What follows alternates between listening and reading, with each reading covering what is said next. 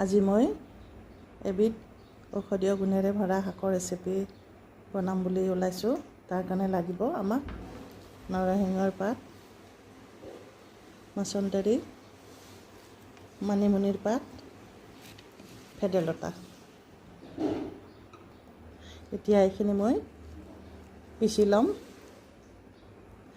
লৈ পেলাই মই এতিয়া বনাম। এতিয়া এই ৰেচিপিটো বনোৱাৰ কাৰণে মই শিঙি মাছ ফ্ৰাই কৰি আছোঁ। এতিয়া কেৰাহীত তেল বহাই ইয়াত জিৰা দিলোঁ, পিঁয়াজ দিলোঁ, আদা নহৰু পেষ্ট দিলোঁ, হালধি দিলোঁ। এতিয়া এই পেষ্টখিনি ঢালি দিলোঁ। এতিয়া পানী দি শিঙি মাছখিনি দি দিলোঁ।